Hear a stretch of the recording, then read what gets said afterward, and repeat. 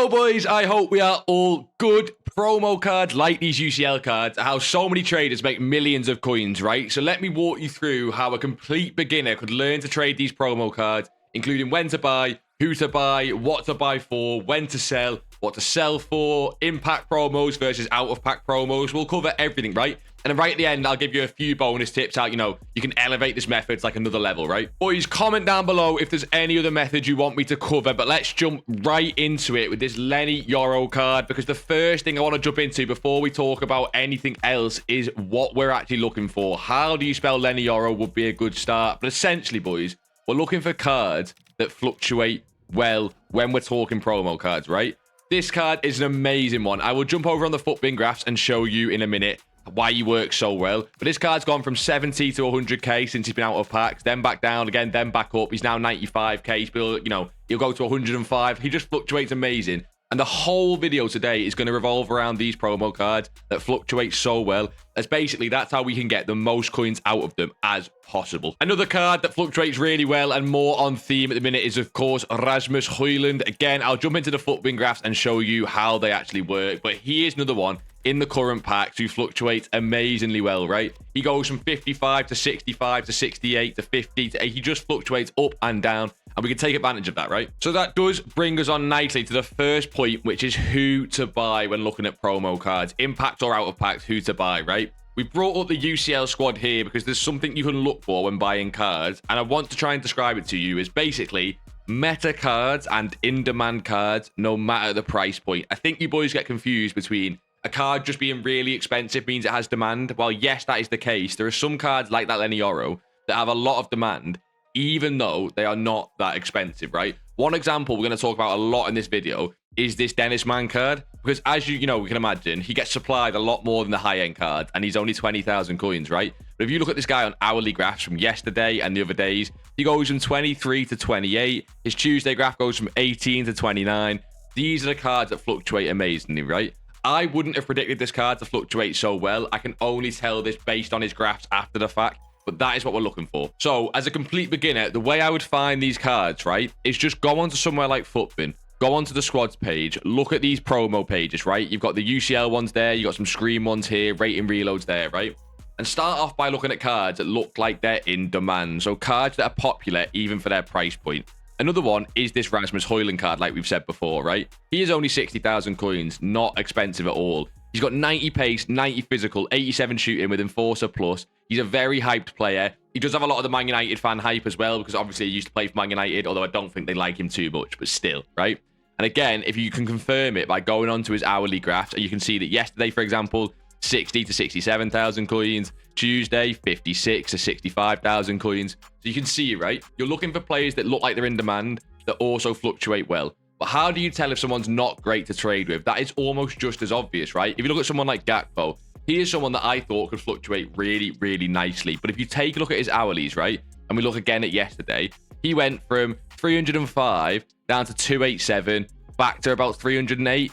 That is okay, but after tax, right, when you're actually selling this card, and he was only at this price for about an hour, after tax, you're looking at like a couple thousand coins profit, and he was only at that price for like an hour, right? He then got low again. If you look at him on Tuesday, 285 to 300, that is literally 0,000 coins after tax. Here to here, it's 292, 297. Can you see how this card just doesn't fluctuate and doesn't go up and down as much as some of the other cards we spoke about? So even though he looks like he's an in-demand card, you could check him. You think, oh, he plays for Liverpool. That'll have some hype. He's not too expensive. He's 300k. He just doesn't fluctuate as well, right? So you can avoid these cards, and it's the first place I'd look for finding which promo cards to actually trade. And just before we move on to the next section, take a look at this Lenny Yoro card, right? If you go onto this 14-day graph, of course, he is out of packs now, so he's a little bit different. You can kind of see all these spikes and rises, right? Do you see why this is such a good card to trade? He'll be down at 90, and then very, very quickly he's up at 95, 97. Spikes back down, spikes back up to 112, spikes back down, spikes back up to, what was this? 93 at his highest, 85 at his lowest. Just constant spikes, right? Now he's, like I say, back up at 107, but then he went back down to 90, and then he went back up afterwards to 106, right? Can you see an in-demand card that spikes and fluctuates loads?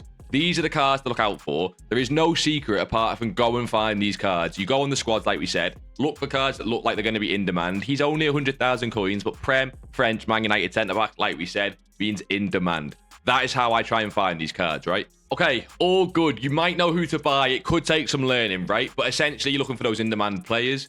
But when do you know to buy, right? Let's say you're looking for this Dennis Mann card or you're looking for this Kone card. This Mateus Silva is a little bit more low budget, and I'll talk about that one in just a second. But say you're looking for a few of these cards, right? When do you know to buy these cards? And it is a little bit more simple than you think, especially for the impact promos. So let's walk through it again with that Rasmus Højlund example. Okay, jumping over to the Højlund graph, right? The first thing I would note, boys, is with promo cards, in my opinion, just avoid them on the Friday they come out, right? You can see there was definitely a potential to make coins there if you bought at 106 and sold at 130, right? And it's just a couple hours, you can make a lot of coins. I do get that, right?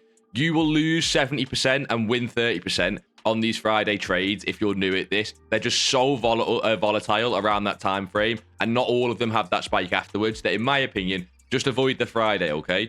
Yes, there's a possibility to trade them there. Not worth it in the long run, right?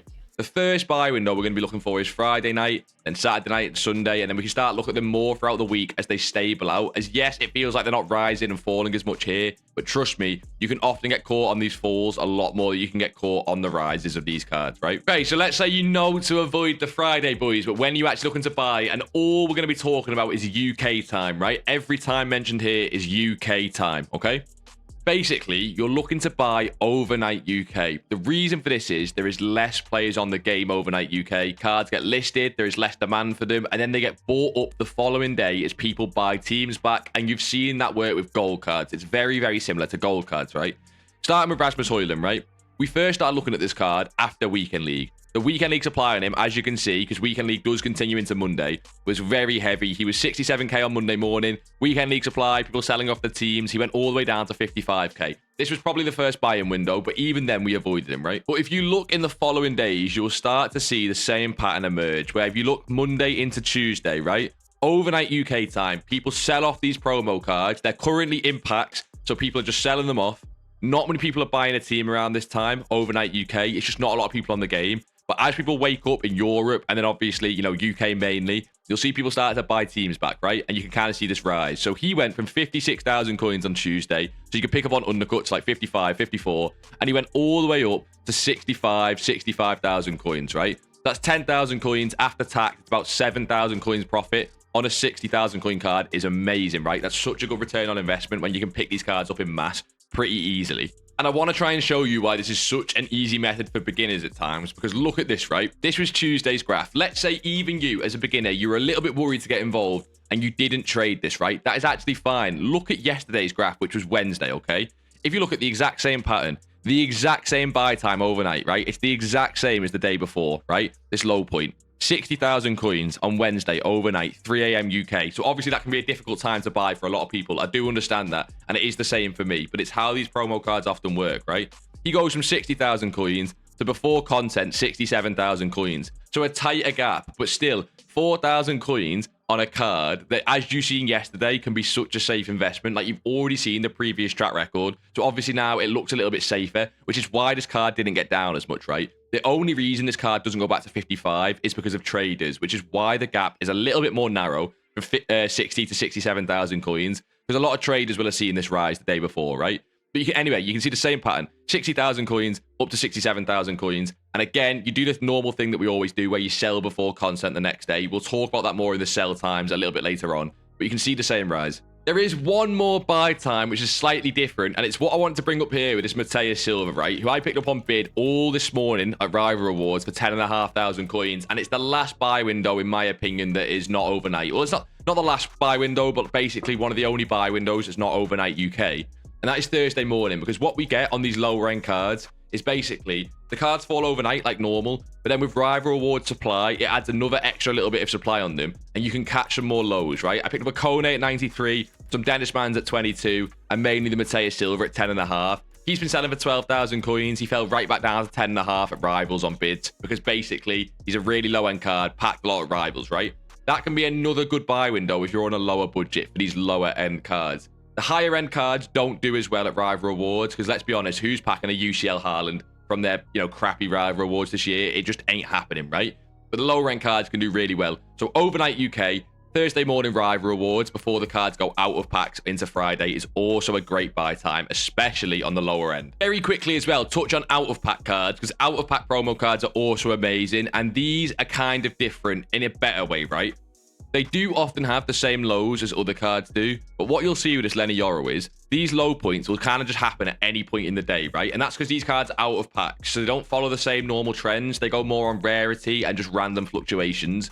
With these, out of pack cards that you want to trade, the buy time is genuinely whenever they're at a low. We're going to talk about it, the next tip, what to buy for. That's more important with these out of pack cards. They're much more important on what to buy for rather than when to buy. If this Lenny Yoro hits a low point here and it's a buy, you don't need to worry about what time it is. You can even buy, like we've seen here at content. You can then buy it, 5 o'clock, 4 o'clock. You can buy overnight UK. All these low points will happen at very different times. This one here was overnight UK, so you can see that sometimes it does coincide because obviously people are still selling off their teams and buying teams. But with out of pack cards, if you ever see a low, you can buy, which, like I say, does take us on nicely to the next point, which is what to actually buy these cards for. Right, this has to be the question I get number one question I get the most about promo cards is what do I actually buy for? And it makes a lot of sense, right? People don't want to lose coins on these cards. They're very, very scared. Let me show you Dennis Man and show you why it doesn't always matter too much what the exact buy point is, okay? Again, let's start with Monday at Dennis Man. He gets weekend league sell-off. He's one of the ones that gets packed a lot more often. So you can see that even overnight, he's 23. Weekend league sell-off goes to 18, right? First buy-in window was then the Monday night into Tuesday at the end of weekend league. This is the end of weekend league here, boys, Tuesday morning. Well, I guess it's more around here. But anyway, end of weekend league, right? This was one of the best rises we've seen where he went from 18,000 coins up to 29,000 coins. A 10,000 coin rise on a card at 18k is ridiculous, right? That's an insane rise. It was kind of obvious to predict with hindsight. End of weekend league, very low card, actually quite good stats, and he was very, very hyped last year with some of the Evos. But don't worry, if you didn't invest in this card or you wouldn't have seen it, that is completely normal, right? It's the first rise. But anyway, this is what I want to get into with what to buy for, right? He was 18,000 coins. There is no way to know that that was his buy point. If you look at previous graphs, I guess it's on Monday and Sunday, as that was a complete low for him. 18,000 coins was something he'd never got to, so it was a complete low. But what I do want to show you is, even if you missed the 18,000 coins and you were looking for the next buy window, right, the next day, which would have been yesterday, can you see that he never got to 18,000 coins? He kind of only really got to 23.5, 24,000 coins, right? But you see how it was the same point, right? You can see it's the same time. He went from 23. On Tuesday, he peaked at 29. So there's a nice 5,000 or 6,000 coin drop off there, right? So you're thinking of someone who wants to buy. You're thinking, right, that's a nice 7,000 coin drop off. But of course, he is not quite at that 18,000 coin point. But again, it doesn't really matter. Great drop off. He's still quite low. Obviously, there's a lot of traders now who know this is a great card to trade with due to, the day before they've seen that rise. So you could have bought here and he still gets back up to 29,000 coins, which again, 6,000 coins on this card is still great because of how cheap it is if you could pick them up en masse.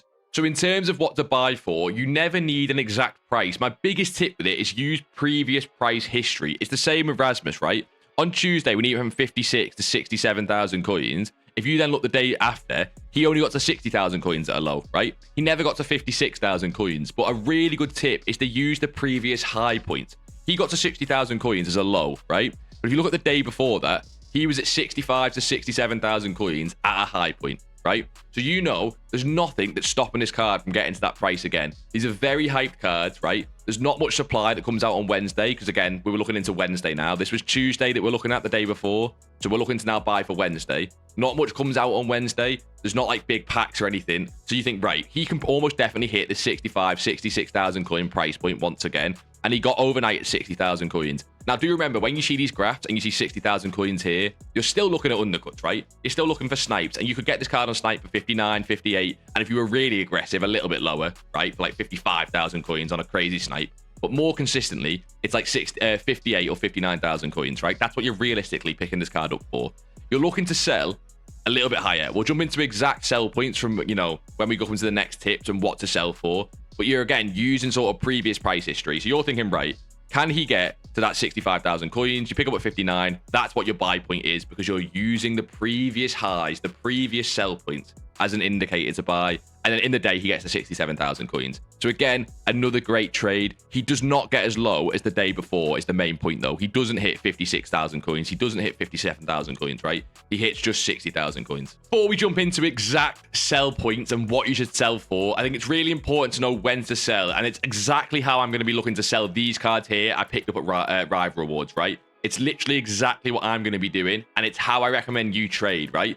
I'm going to go into the nuances of it because you can do things slightly differently and try and push the profits a little bit more. But especially as a beginner, this is exactly what I would do almost every time you trade promo cards, right? I think we can show it with this Bonnie card, who's another one that fluctuates amazingly. And it's basically going to be sell before content the next day, okay? Sell before content the next day at all times. When we say before content, we of course just mean about 5 to 6 p.m. UK time, absolute latest. You can sell earlier, but let me show you how this Bonnie worked, okay? Monday, he actually beat the weekend league supply because he was basically just too cheap the day before. Nothing you could have really guessed about that. Maybe if you're just really good at prices, but that's not what I want to talk about. I want to talk about sell times, right? I would have sold this Bonnie if I'd invested here at 4 or 5 o'clock. This high point here, right? I would have seen 168 and that would have done me happy, right? He was 148 to 168. But as I'm sure you can realize, he goes up afterwards to 173. I don't often care about that. There are a few days you can hold past content, which in my opinion is Tuesday, Wednesday, Thursday, as we don't get much content those days. It's no weekend league supply, and you can gamble past content. I just don't like doing it. You never know what EA can bring out. I always look to sell here, right?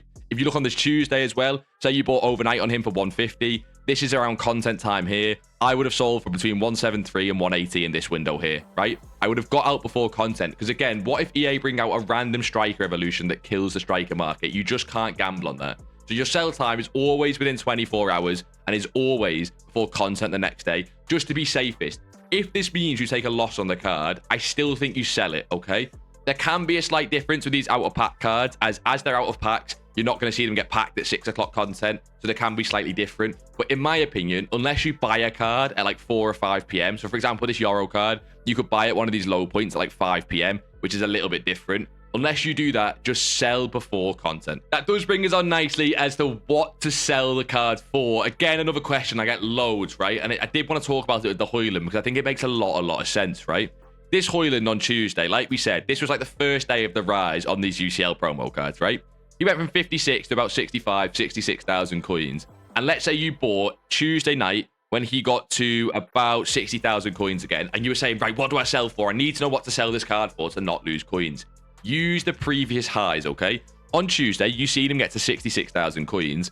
And there is nothing stopping him on Wednesday to get to that point. We had no big concept Wednesday. There was no leaked SBC that was like a striker. There was no Evo, right? There was no icon or hero refresh. The only thing we got was a party bag. And a party bag is not going to change the price on a UCL Hoyland card, right? So essentially, in terms of sell price, I would have been looking for 66,000 coins. As you can see, he got to 67,000 coins. But can you see here when he hit 66? I'll let you know right now, I would have sold. There was no reason for me to hold on a few more hours. This is 1 o'clock, and I know I say you can sell before content. This is before content. He's had the previous high that he was the other day. I might have lazy sold for 66 and a half, maybe try and scrape 67 from him. But I wouldn't have waited for this because you don't know it's coming. He can always fall off a cliff there, right? You just don't know with EA, and you don't know with FIFA sometimes.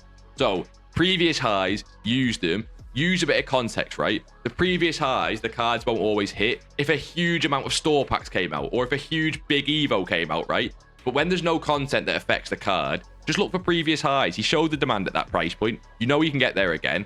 Buy at the next low point, sell at the next high point when he was, the previous day, and take your profit. The gap might be smaller, that's fine. Now, the question I do get a lot with that is, for example, with this Kone, right? I'm looking to sell him at 105. That was his previous high point. I'll make 7,000 coins profit on the card, right? People say to me, what if he doesn't hit that high point? What if he only hits 100,000 coins before content? Do I hold him or do I sell him, right? In my opinion, I'm always going to sell before content. You need to learn with these promo cards, you're only going to win 80% of the time, 70% of the time, and that is fine. That is enough to make a crap load of coins, okay? You don't need to win 100% of the time. If this Kone does not hit 105 before content, and he might not, who knows, I will try and get out for 100, 101, 102. I will get out before content because today we get marquee matchup supply. We could get some crazy stuff we don't know, and he could fall down. Thursday, like I just said, is one of the better days to hold because basically people start buying their teams for FUT Champs and there's not always too much content on Thursday, right? So if you are a gambler, this is definitely one of the better days to hold as you can see these cards rise into the night. Me personally, I'm going to sell this Kone for whatever he goes for before content, and then I'll reinvest in other things at Thursday 6 or 7 o'clock, or even Thursday overnight into Friday, and look to make the coins elsewhere. That does not bother me, right? So make sure you're selling at the right time for you. If you want to gamble, go for it. Me personally, I'm going to sell before content. Right, super bonus tip time that should help you a lot with this method. It's not actually that complicated, but I do want to jump into this because it really could help you, especially if you are new. Basically, it is 2 different ways to track the cards, okay? Again, both of them use FUTBIN. You can use a phone, you can use whatever. Number 1 is the one that I don't like as much, but you can still use it. If you just go on the squads menu, use these as great ways to track cards. For example, say you want to track some of the Europa League and the Conference League cards.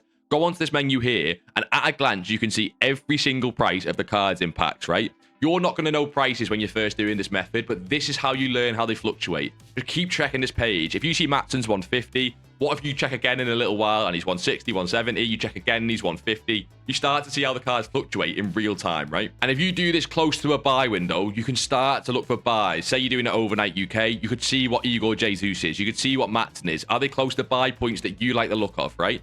That is method 1, but let me show you method 2, which I prefer more, and that is if you go onto FUTBIN lists. All you've got to do is go to your profile section and go to my lists like this, and you can create list, right? So for example, say you want to, I have an icon list here that I was messing around with. You can clear list and you can start a new one, okay? If you want to add a player to a list, just type the name in here, and let's say you want to track this Matson card, right? You can add them to the list. I'll rename my only list. I'll call it UCL, right? You can call it whatever you want. You can put in this promo cards, icons, anything that fluctuates. But I can put Matson in there, right? The reason this one's so much better is I can now also start to track some of the cards from other promos. So I can add this Lenny Yoro card there. I could then add an icon. This is slightly different to promo card trading, but when you start to learn more methods, you could add an icon. And what you'll see is you've got all the price here, right? All the prices here, and you can see them in real time. So you go and find all the cards that you like that fluctuate. Go and add that Dennis Mann card to the list, right? That Dennis Mann card is one that fluctuates amazingly at a low budget. Go and add him to the list. And again, you can start to see how if you just track this in real time, you can learn prices so easily. See when they're at low, see when they're at high. It also helps you sell a card, right? Say you've bought some Matsons and you don't want to list them on the market. You can just go and check this. Maybe he's up 10 or 20,000 coins and you can go and sell him. It's a great tool. Boys, that is promo card trading in a nutshell. If you could leave a like on the video if you did enjoy it or it did help you out, that would mean a lot. And if you are at a low budget and do want to build up your coins to start doing some of the more exciting trading methods like this one, then check out this mass bidding video on screen. It's a great way to go from a low budget to 100, 200, 300,000 coins plus, and then you can start doing promo card trading just like this. But yeah, boys, until next time, I'll see you all in a bizzle.